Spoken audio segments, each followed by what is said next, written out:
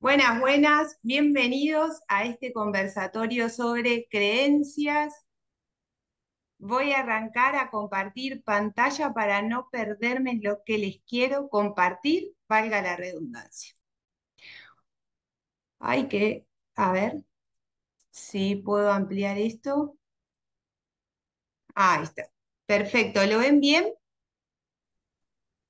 Sí. ¿San? Bien. Me quedaste como la única testigo ocular. Micaela pone ahí un emoji de que se ve bien. Perfecto. Muy bien. Recuerden tener los micrófonos apagados, así no queda sucia la grabación y yo también puedo reconocer cuando están queriendo hacer intervenciones específicas. Vamos a estar hablando de creencias limitantes. A mí mucho el concepto de creencias limitantes no me gusta porque entiendo que todas las creencias son funcionales en determinados contextos. Lo que sí podemos estar hablando es de creencias disfuncionales cuando se vuelven preferidas. Y ahora cuando desarrollemos un poco más el tema, van a poder seguirme en esto que les estoy diciendo ahora. Una creencia, como ya lo dijimos varias veces, está compuesta por una emoción, un pensamiento y la repetición, que es lo que le otorga el valor de certeza. El conjunto de creencias conforma la programación y es esta programación la que después va a determinar la percepción. Percibimos lo que creemos que existe y explicamos lo que existe a través de nuestras creencias, generándose así un círculo vicioso o virtuoso, dependiendo de si las creencias no son funcionales o no. Asimismo, manifestamos, siempre manifestamos, en relación a quienes estamos siendo. Nuestras creencias conforman nuestra identidad, por eso decimos que manifestamos en relación a quienes estamos siendo y no en relación a lo que decíamos. Y acá es cuando podemos hablar, sí, de una creencia disfuncional. ¿Qué sucede con las creencias y las neuronas? Toda la información proveniente, ya sea del exterior de la 3D o de nuestro interior, estos diálogos internos, es computada. Toda información es computada por las neuronas. Nuestras neuronas transforman la información en impulsos electroquímicos que son potenciales de acción. Esta información viaja por la extensa red hacia circuitos específicos que se encarga después de procesarlas y dar una señal de salida, igual comportamiento. En el cerebro existe un sistema sincronizador cortical con un. Esperen que no puedo llegar a leer porque se me solapan las viñetas, las caritas de ustedes, las ventanas con ustedes. En el cerebro existe un sistema sincronizador cortical con una actividad oscilatoria en todo el cerebro a una frecuencia de 40 Hz. Esta oscilación cortical se comporta como si tuviese un sistema de rastreo. Estas oscilaciones se presentan entre las diferentes áreas del cerebro de manera tal de enlazar toda la información sensorial, ya sea de nuestro mundo interior o del mundo exterior, en un instante de 12,5 milisegundos. Es decir, que en estos 12,5 milisegundos todo lo que percibimos de la realidad adquiere sentido. Esta es la frecuencia de nuestra percepción. Ahora, el sentido que adquiere es real, es verdadero, es funcional. No, adquiere coherencia significativa según qué, según nuestras creencias. Eso es muy importante que lo tengan en cuenta. Le vamos a dar sentido según quiénes estamos siendo y no según lo que sucede realmente. ¿Sí? Ahí San dice que sí con la carita. Bien, el otro concepto del cual les hablaba al principio era de la manifestación, que tiene que ver con los campos. Donde hay corriente eléctrica hay campo magnético. Si enrollamos con varias vueltas un cable de cobre a lo largo de una barra de fierro, nada sucede hasta que conectamos los extremos del cable a una batería. La corriente eléctrica empieza a circular y en ese instante se genera un campo magnético y la barra de fierro se convierte en un gran imán, dependiendo de la cantidad de vueltas de rosca de cable que le dimos. Es decir, que a donde hay corriente eléctrica hay campo magnético. Los diferentes estados que gatillan nuestros pensamientos y emociones generan variaciones en esa transmisión eléctrica y por lo tanto en nuestro campo magnético. Y en función del tipo de pensamientos y emociones, nuestro organismo y nuestra energía sufrirán cambios, pero en el primer lugar a donde experimentamos nuestras creencias es en nuestro cuerpo.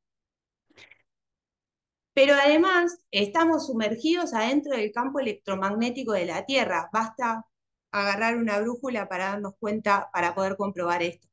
Es decir, que no solo lo experimentamos en nuestro cuerpo, lo que creemos, sino que además, como estamos sumergidos en un campo que resuena igual, es lo que atraemos. Somos campos adentro de un campo. El doctor David Hawkins, en su libro, si mal no recuerdo, Dejar ir, revela este estudio que tiene que ver con la frecuencia de las emociones. Vergüenza es la más baja y llega hasta la iluminación. El doctor Hawkins dijo que al ver un paciente ya sabía la causa de su enfermedad, que sus pacientes no hablaban de amor, sino que hablaban de dolor, resentimiento, frustración, y todo esto parecía estar atrapado en su cuerpo. David Hawkins observó que las personas que están enfermas generalmente tienen pensamientos negativos. Reclamar, juzgar, culpar, odiar, resentir, celos, no considerar a los otros, son conductas que disminuyen la energía vital, de modo que la frecuencia de vibración baja por debajo de los 200. Así, hay condiciones propicias para enfermar. Bien, ¿cuál es la información que transmite la emoción? ¿Hay una información que transmite la emoción? Ahora es todo neuroaprendizaje, neurociencia. Bueno, hay una rama nueva que se llama neurociencia afectiva. Esta neurociencia afectiva, yo particularmente la descubrí a través de la experiencia de enfermedad de mi hija, que había sido diagnosticada en su momento con ceguera del ojo izquierdo. Y les voy a comentar el caso que más resuena con eso que yo estudié en su momento. Los pacientes con ceguera cortical, cuya corteza visual primaria ha sido destruida tras una lesión, niegan haber visto cualquier estímulo presentado en el área ciega de su campo visual afectado. Sin embargo, si los estímulos son emocionales, los pacientes no solo mejoran su detección, sino que además modifican su propia expresión facial o incluso imiten ciertas respuestas fisiológicas a pesar de seguir sin verlos. Una de los objetivos que yo me propuse como madre de una bebé que había sido diagnosticada con ceguera del ojo izquierdo fue entrenarla en la inteligencia emocional. Otro caso, los pacientes que sufren trastornos de atención causados normalmente por lesiones en el lóbulo parietal no pueden detectar objetos presentados en el espacio contrario a la lesión. Sin embargo, cuando estos objetos, los nervios de los ojos coinciden con los hemisferios, pero en otras lesiones tenemos que pensar que los hemisferios están cruzados. Por eso en un caso se le presentan estímulos del mismo lado que presenta la lesión y en el otro en el lado opuesto. Sin embargo, cuando estos objetos son estímulos con una alta carga emocional para el paciente, los pacientes mejoran en la tasa de detección. Es decir, que los estímulos con una alta carga emotiva son reconocidos aun cuando no los podemos ver. De la información, de la emoción a una explicación consciente. Sin embargo, que nuestro sistema sensorial responda más a los estímulos no es suficiente para que seamos conscientes de esos estímulos. Nuestros sistemas sensoriales han de responder más, pero esta amplificación tiene que ir acompañada de respuestas en otras partes del cerebro que a su vez van a mantener la información activa y la van a poder distribuir. Acá hasta acá tenemos la emoción, pero ahora vamos a pasar al pensamiento, porque estamos hablando de los componentes de una creencia. En otras oportunidades ustedes me han escuchado decir que los límites de mi lenguaje significan los límites de mi mundo. Por eso el coaching trabaja mucho en sesión con las distinciones que puede hacer un consultante, porque cuantas más distinciones tenemos, más y mejor vamos a poder gestionar nuestro mundo interno. El lenguaje existe porque se puede pensar. Sin el pensamiento no podría plantearse la posibilidad de un lenguaje. Siendo el lenguaje la expresión extendida del pensamiento, en un mundo sin pensamiento, el lenguaje sería la expresión de la nada misma.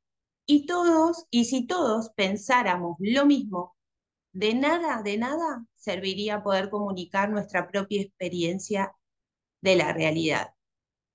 Pueden preguntarse si pueden pensar en algo sin nombrarlo internamente, si sin poder nombrar ese algo lo pueden gestionar. Pueden preguntarse para qué usan las palabras, si no es para comunicarse internamente su propia experiencia sobre la vida y si no es para comunicarle a los otros su propia experiencia sobre la vida. Entonces, la realidad experiencial de una persona puede ser retratada en el pensamiento. Lo que no podemos pensar, lo impensado, lo que no podemos figurarlo, no lo podemos verbalizar. Y siendo el lenguaje la expresión del pensamiento, resulta obvio que no se puede decir aquello que no puede ser pensado. El pensamiento aparece como retrato lógico de un hecho, pero el pensamiento no es una figura lógica. Que nosotros podamos verbalizar una experiencia no la hace lógica ni real.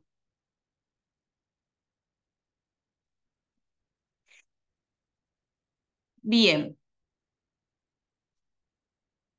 cuando una experiencia no puede ser verbalizada coherentemente, pierde fuerza. Cuando una experiencia es verbalizada coherentemente, gana fuerza. Acá voy a hacer una pausa. Ojo con las historias que nos contamos. Elijan contarse buenas historias, porque las historias son el entramado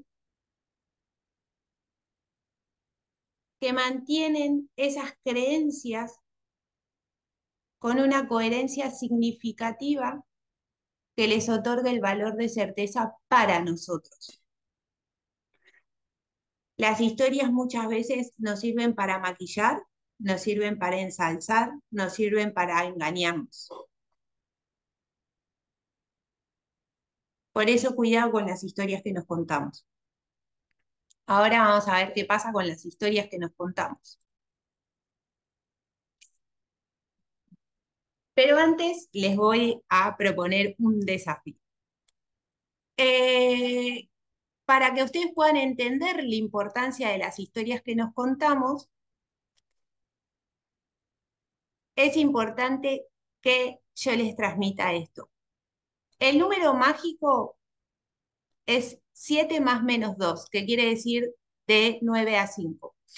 Algunos, este de 9 a 5 marca el límite de nuestra capacidad para procesar información de forma consciente. Si yo les digo, les enumero,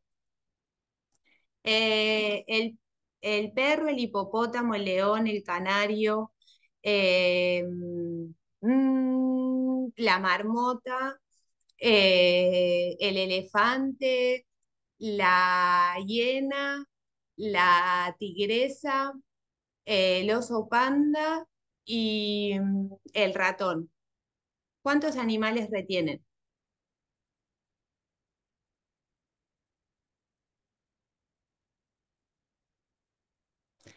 De 5 a 9 es la cantidad de estímulos que podemos retener. Ahora, si yo les ensalzo, les encuadro todos estos animalitos en una historia formidable, difícilmente se olviden de alguna de las especies que yo les mencioné. Ese es el valor de las historias que nos contamos. Si fuesen creencias aisladas, no las podríamos sostener.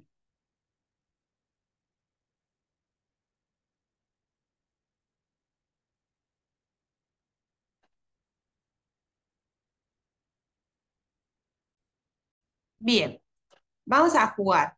A ver, yo ahora, espera, me tengo que ir a compartir pantalla, irme acá, compartir. Díganme si ven. ¿Ven? Bien, Sí, sí, se ve. perfecto. Voy a ampliar y voy a poner play. Cuenten los pases de pelotas entre los jugadores de camiseta blanca.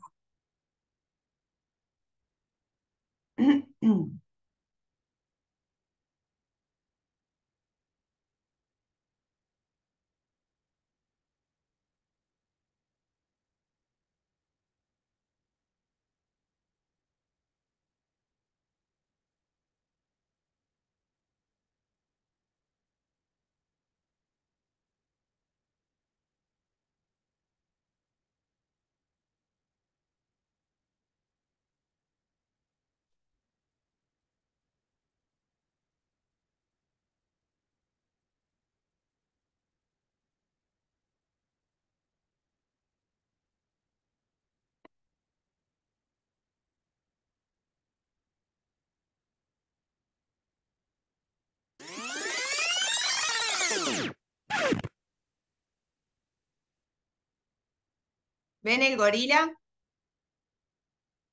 Bien.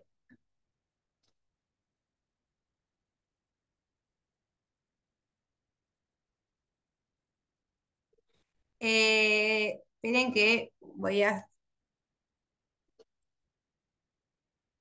Ahí está. ¿Cómo le fue? ¿Quién ya había visto el video? ¿Es por el foco que no vemos el gorila? Esa es una muy buena comprobación de lo que pasa con la percepción. Yo lo había visto la Estamos acaricia, pero enfocados no en me la acuerdo remera muy bien. blanca. ¿Eh? Sí, yo Ah, también. Yo vi 12. Estamos enfocados en las remeras blancas, por eso no vemos lo negro. Está bien, lo mismo pasa cuando estamos sosteniendo una creencia Claro. y decimos, a mí nunca me pasó tal cosa, yo, no, ¿qué me venís a decir eso? No existe, le pasa a otros. Bien. Eh, a mí me pasó lo siguiente, yo ya lo había visto y entonces estaba concentrada en ver el gorila y después cuando preguntó cuántos pases dije, no, estaba tan concentrada en ver el gorila que no conté los pases, o sea, las dos cosas no se pueden. como diría Marcelo, masticar chicle y cruzar la calle no se puede. Bien, vamos a seguir. ¿Qué hace que una creencia sea memorable? Además de la emoción, obviamente, y del pensamiento, la historia detrás de la creencia. La historia es lo que nos emociona y es lo que nos permite memorizar el pensamiento y es lo que le otorga entramado verbal para que los conceptos no sean aislados y puedan ser memorizados. Es lo que le otorga coherencia significativa. Yo creo esto porque a mí me pasó. Por eso, muchas veces yo batallo para que no vayan al por qué y encuentren el para qué. Encuentren cuál fue el propósito original de acuñar esa creencia, porque seguramente el propósito responde a una intención positiva que es valiosa para ustedes conservar, pero no así la creencia que muchas veces se vuelve disfuncional. Ahora, ¿se trata de ir en contra de la creencia? No, se trata de acuñar nuevas creencias, porque eso nos da la posibilidad de elegir, nos permite ganar grados de libertad. Por eso otra frase mía, que ustedes me han escuchado en otras oportunidades, es: no es en contra de nada ni de nadie, es a favor tuyo. De acuerdo a lo narrado en la Biblia, la Torre de Babel fue una gigantesca edificación construida por los descendientes de Noé, únicos sobrevivientes del diluvio universal en las llanuras. Esta torre fue construida en las llanuras de Babel con el propósito de llegar hasta las alturas celestiales. Supuestamente, yo diciendo, Dios, Alá o Yahvé, ofendido por la soberbia humana, intervino y decidió que cada uno de los sobrevivientes hablase un idioma distinto, haciendo imposible que se pusieran de acuerdo para continuar la construcción de la torre. Las personas entonces abandonaron la torre y se dispersaron por todo el mundo.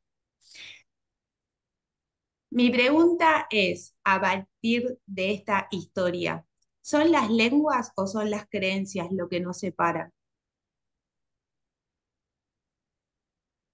Las creencias.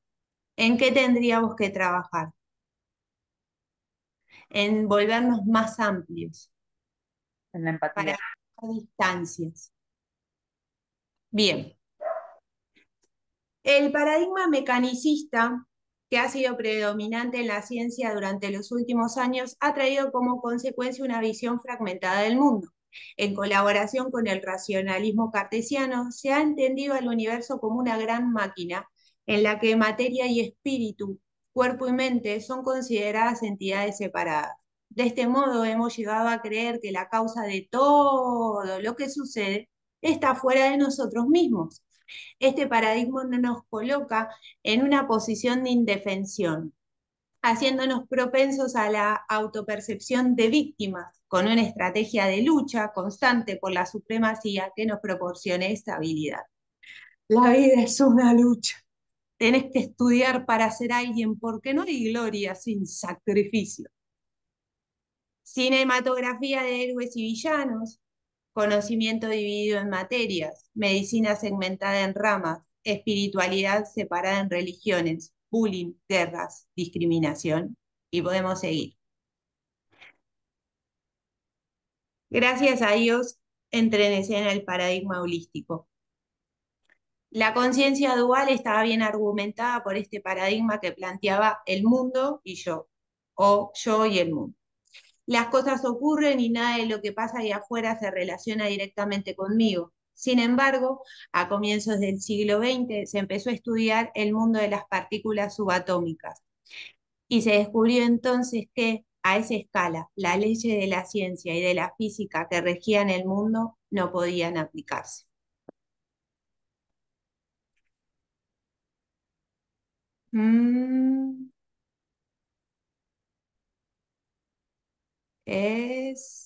Sí, es este. Bien. A universe where time moves forwards and backwards, where you can be in. Well, if you can't beat them, join them. My kids play a lot of video games, especially Two places at the same time, where simply looking at something changes everything. Imagine a universe where you create the reality you experience. Now, imagine that you are there in that very strange universe, because the truth is, you are the Observer Effect. You create the reality. Welcome to the Observer Effect.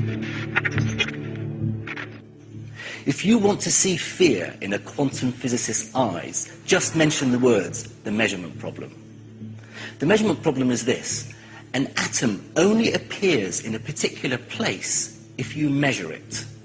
In other words, an atom is spread out all over the place until a conscious observer decides to look at it. So the act of measurement or observation creates the entire universe. I wrote a book on special relativity with an appendix which I devoted to perception, and I said that there was an analogy between perception and the way relativity treated things, that you couldn't, according to relativity, everything was related to the way that you interacted with it to observe it, you see, and also according to quantum mechanics. Right? What is real depends on whether I look and the way I look. And now this is not just a philosophical question. We can see this in experiment. Scientifically, we call it quantum measurement theory, and the ultimate inseparability of the observer from the observed. The Copenhagen interpretation basically means that reality is unset jello. Copenhagen was the place where Niels Bohr was born and where he set up his own institution. And Bohr was flabbergasted by this recognition that everything was possibilities, probabilities flowing and gooeying all over the place until an observer observes and then things come into being. This means that deeply enough, and you dive down into the nature of matter, everything we know about the everyday world dissolves. There are no objects anymore. There are only relationships. There's no locality anymore. The meaning of quantum physics is really in terms of giving us a new worldview that shows clearly how consciousness can be and is the ground of our being. In other words, quantum physics enables us to see directly that we can make sense of the world only if we base the world on consciousness.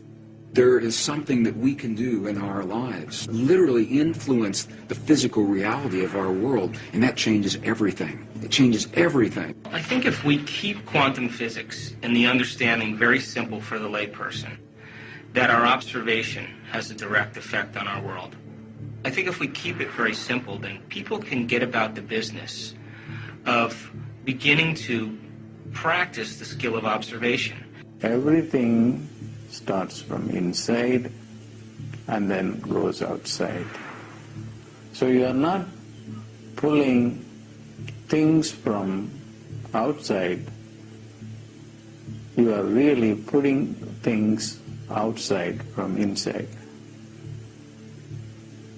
It is very easy.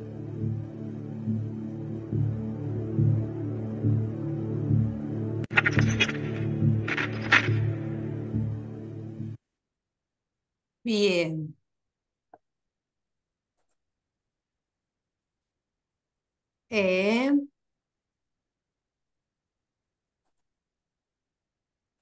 Disculpen, ahí estaba acomodando, cierro y abro pantalla. Vamos a seguir. ¿Entendieron esto del efecto observador? Bien. Una partícula es pluripotencial hasta que la observamos y en ese momento se colapsa en una realidad determinada. Síntesis. Ahora está bueno ver cómo científicos, personas como Joe Dispenza, que lideran meditaciones y cursos para que las personas puedan concretar esa realidad deseada, maestros espirituales coinciden y cómo la ciencia y la espiritualidad convergen. Estamos sacando cosas de adentro nuestro para experimentarlas. Esa frase a mí me parece como suprema. Bien.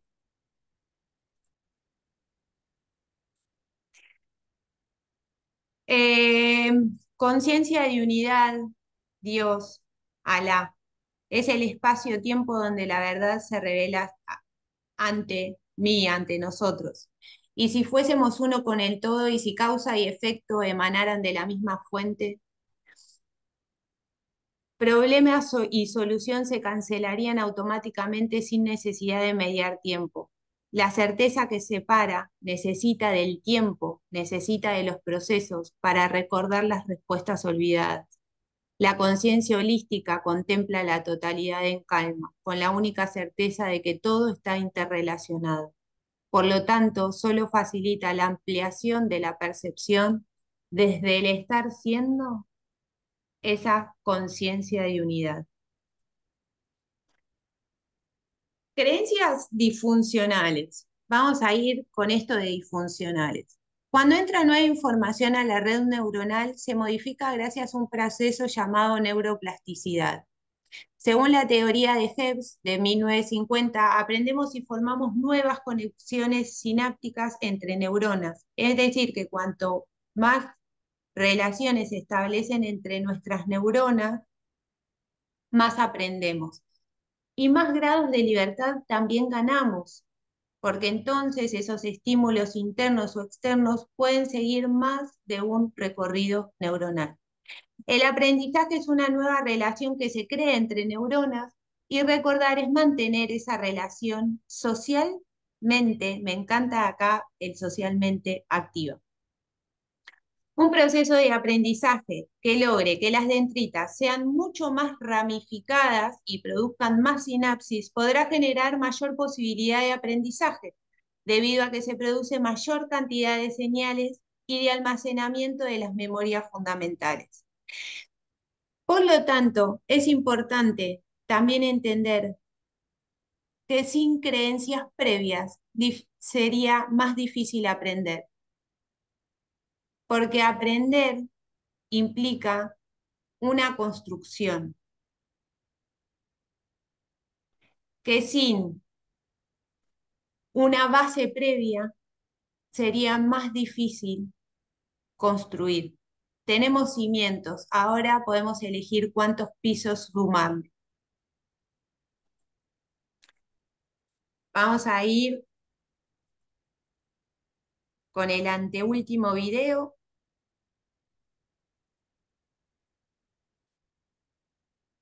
Bien. Y circunstancias con las que nuestro cerebro aprende mejor. Imagínate que tomamos a una persona que no sabe nadar y la situamos en medio de una piscina que no cubre, no se va a ahogar, pero la situamos en medio de la piscina y sin enseñarle a nadar le decimos, nada, tienes que nadar, tienes que ir de lado a lado de la piscina lo más rápido que puedas. ¿Esa persona qué va a hacer?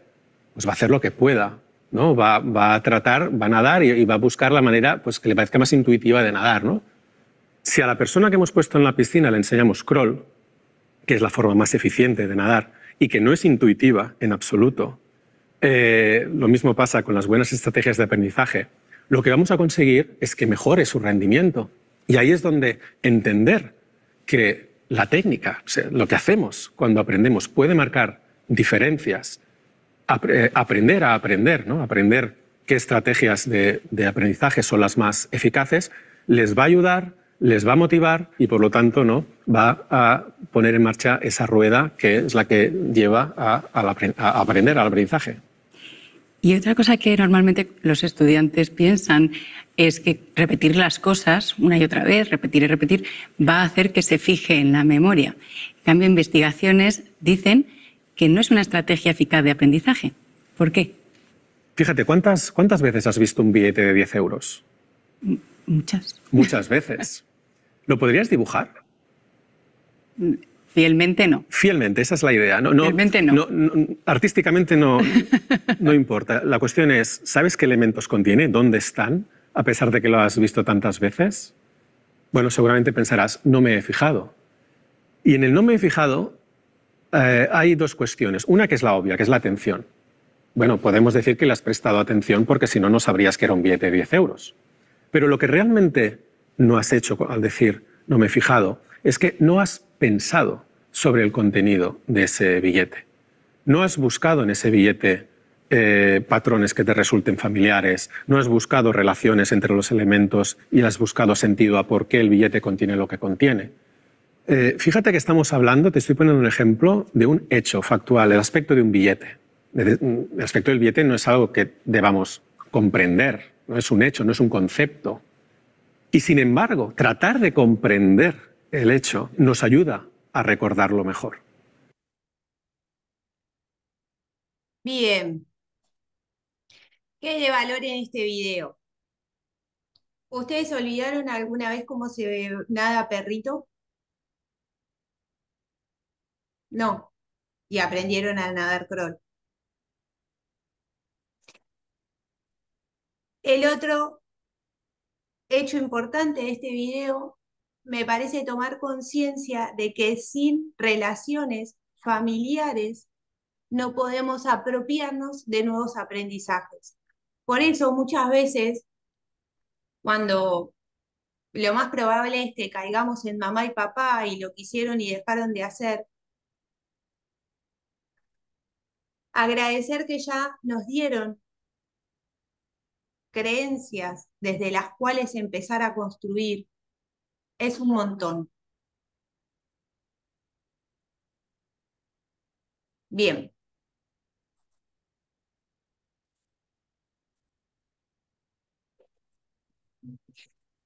Los griegos decían no somos como somos, sino como estamos habituados a ser.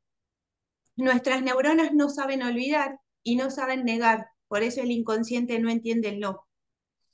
No se trata de ir en contra de una creencia, sino de acuñar nuevas creencias. Es cierto que para que una nueva creencia se instale, durante un tiempo hay que elegirla a conciencia hasta reforzarla. Y esto nos invita una vez más, como tantas otras veces, a estar conscientes. La propuesta es volvernos lo suficientemente amplios como para poder albergar todas las creencias, para elegir en qué creer en los diferentes momentos de la vida. Es ampliarnos lo suficiente para recordar que estamos hechos a imagen y semejanza de la conciencia universal o la conciencia de unidad o Dios, Alá, la etiqueta que a ustedes se les ocurra.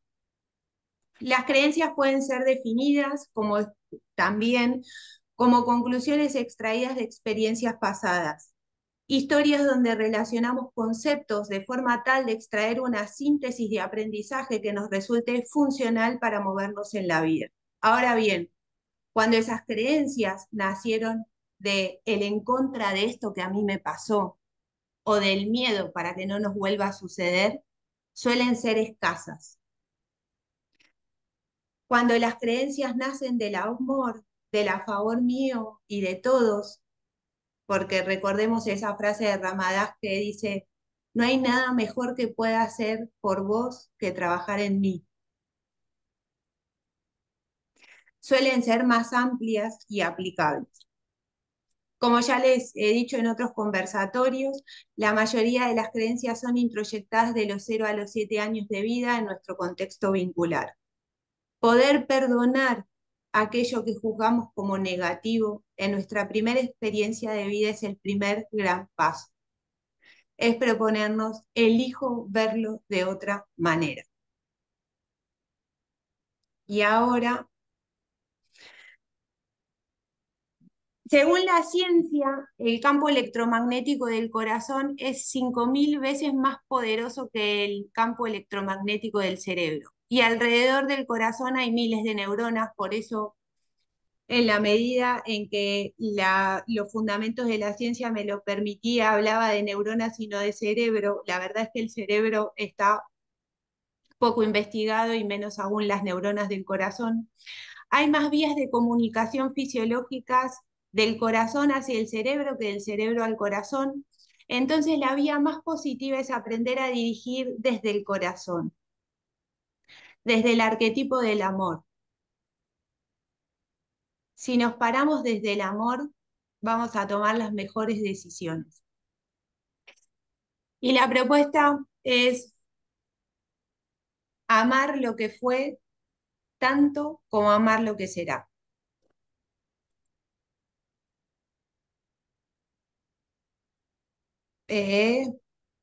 Denme, perdón.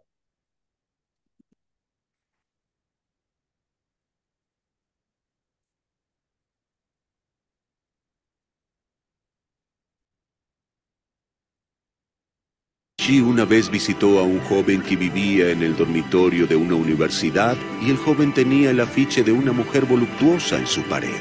Y cuando se dio cuenta de que Maharaji estaba en la habitación, se puso nervioso, se levantó y le dio la vuelta al afiche. Y Maharaji le dijo, no hagas eso. Esa es la Madre Divina. Donde quiera que mires, ves lo que estás buscando. Si buscas a Dios, todo lo que ves es a Dios. ¿Cómo te quedas con Dios? ¿Dejas de leer los periódicos? ¿Apagas los noticieros de televisión? ¿Te aíslas? ¿Dios está en la cima de una montaña? ¿En un río? ¿No es todo solo la danza? La danza de Kali, la danza de Shiva, la danza de la energía de la vida. Una vez fui con Maharaji y le dije, Maharaji, ¿no puedes enviarme de vuelta a Estados Unidos? Soy demasiado impuro. Y se me acercó y me miró. Me miró la frente, me miró los ojos, me miró la nariz, me miró la barba y luego me dijo, yo no veo ninguna impureza. Donde quiera que miras, ves lo que estás buscando. Si buscas a Dios, todo lo que ves es a Dios.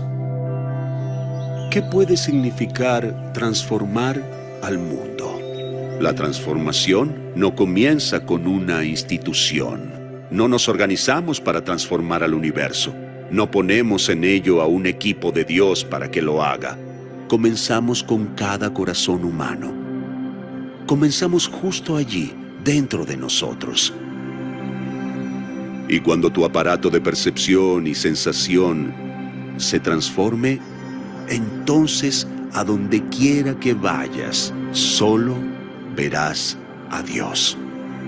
Y todos los que conozcas tendrán una oportunidad de ver a Dios en ellos mismos cuando te miren a los ojos, porque eres un espejo, porque eso es lo que tú ves en ellos. Y cuando se te acerca gente con ira, ¿ves la ira? Donde quiera que miras, ves lo que estás buscando. Cuando estás en tu ego, ves la ira. Cuando buscas a Dios, todo lo que ves es a Dios.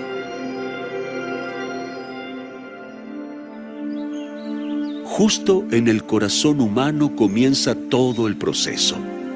La gran transformación que ya está en marcha, que tiene tantas etiquetas. Se la ha etiquetado como narcisismo, estar absortos en sí mismos, como la generación del yo, como decadencia. Pero quizá es un nuevo despertar y una nueva comprensión de que la institución básica es el corazón humano, cada corazón humano. Ninguna burocracia transformará a la tierra en el paraíso. Solo puede hacerlo un corazón. Tu corazón puede hacerlo.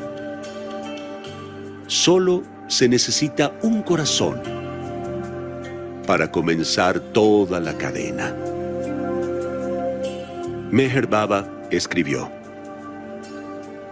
el amor tiene que saltar espontáneamente desde adentro. No acepta ninguna forma de fuerza, interna o externa. El amor verdadero es inconquistable e irresistible, y va acumulando poder y esparciéndose hasta que en algún momento transforma a todos a quienes toca.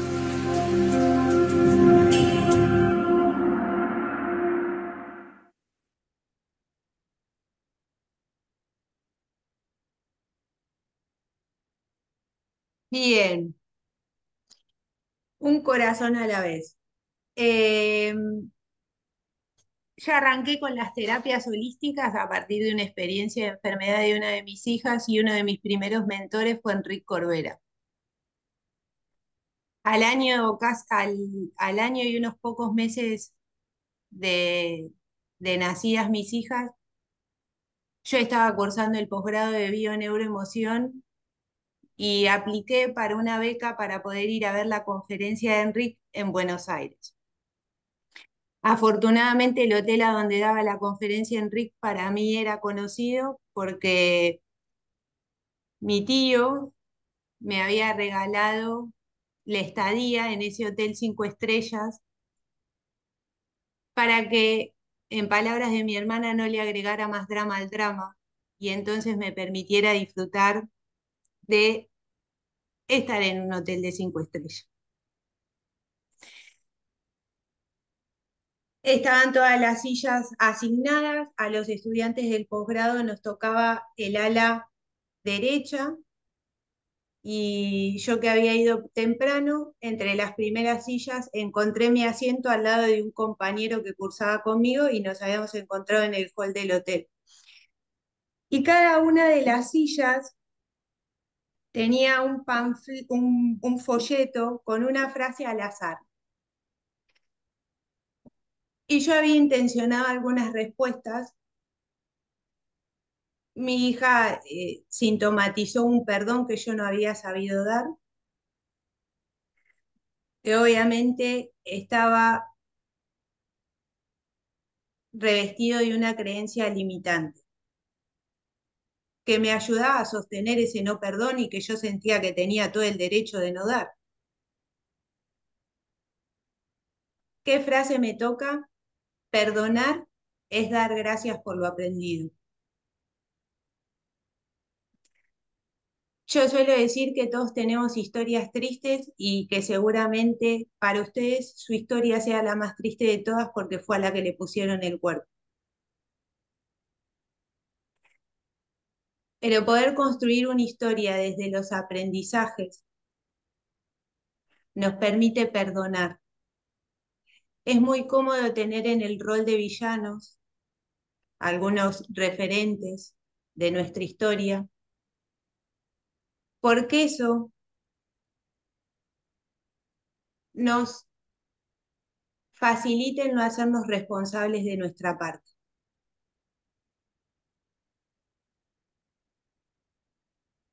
Pero cuando queremos vidas fáciles, todas las cuestiones se ponen difíciles y hacen que la vida sea dura. Fáciles, y no hablo de sacrificio, hablo de habituar los estados de comodidad en los que no trabajamos en lo único que es importante trabajar, que es en nosotros mismos. Somos vasos llenos y derramamos lo que llevamos dentro. Entonces, cuando la vida nos sacude, nosotros podemos elegir si vamos a derramar merda o si vamos a derramar perfume.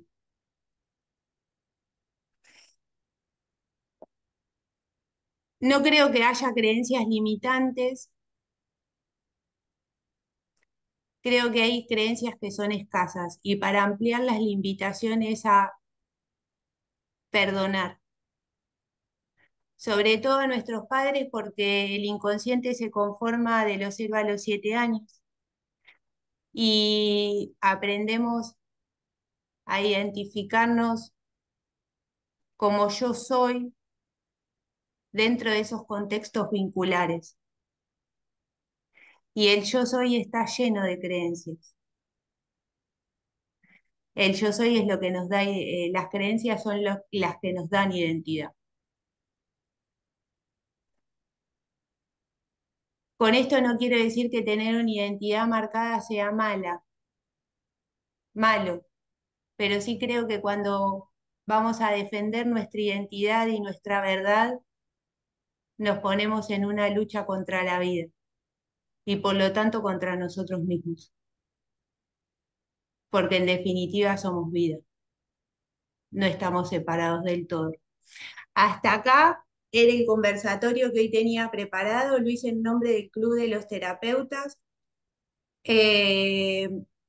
Estos conversatorios, no voy a decir de mayor calidad, porque no es verdad, les ponemos calidad, amor, tiempo y dedicación a todos los conversatorios, pero estas actividades van a formar parte del Club de los Terapeutas, cuya membresía está próxima a abrir, porque creo que armar tribu fue uno de los caprichos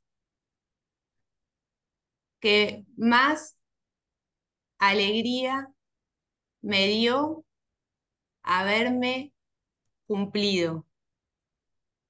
Para mí armar tribu es fundamental.